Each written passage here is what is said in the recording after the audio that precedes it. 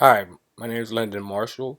I'm doing a presentation about artist manager Renee Angelil. As a young kid, Renee Angelil knew he wanted to be an artist and perform for an audience.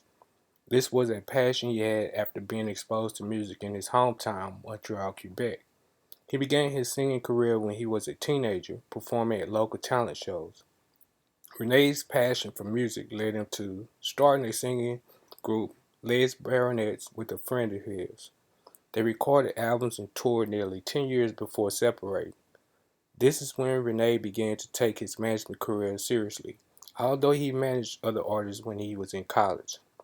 Prior to discovering Celine Dion, Renee managed well-known Canadian artists Jeanette Reno, Johnny Farago, and Renee Simard.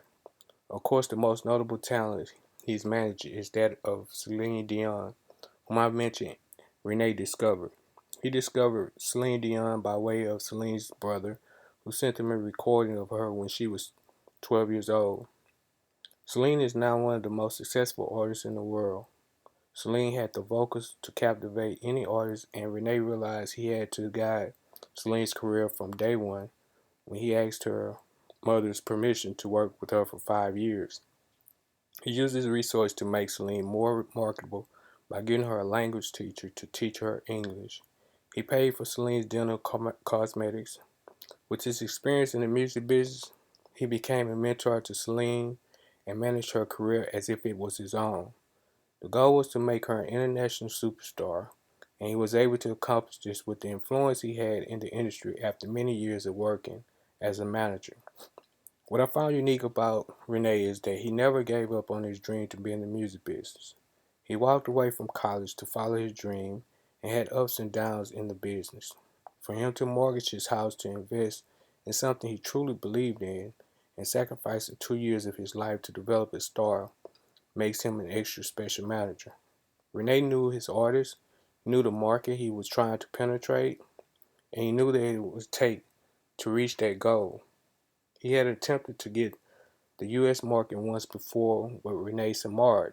However, he was unsuccessful due to Simard could not speak English well, as Renee explains in his interview with Billboard.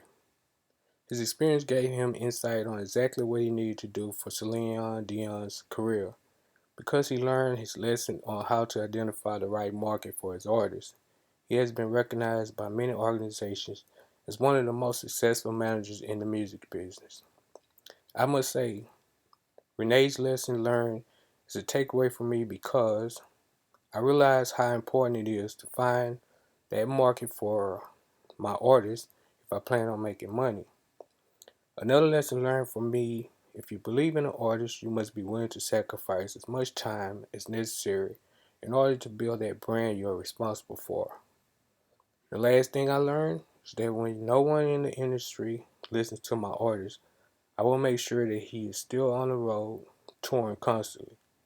In the past, I've been let down by an artist who I knew deep in my heart would be a superstar, and I allowed that to discourage me from signing another artist in that genre. Most recently, an artist I wanted to sign 4 years ago contacted me about signing to the label, and he wanted me to manage him as well. After reading about Renee, I have decided to move forward with the signing and hit the road with the artist. I'm going to sacrifice the time to make sure not only my artist fulfill his dream, I as well. This artist is Hispanic and he only speaks English. Knowing the market he wants to be in and the market I would like to see him succeed in is a global market.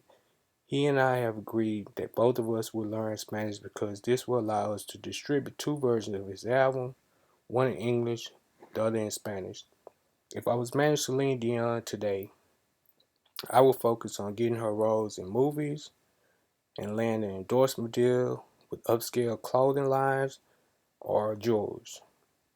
With the access we have in the world via internet, I would get her more involved in social media by setting her own station up on YouTube. Maybe start her own show pertaining to her touring experience. I will market the show as an open book of Celine Dion and make it very detailed from Celine's perspective. She could talk about all the good things and bad things she experienced in the business and provide advice to up and coming artists.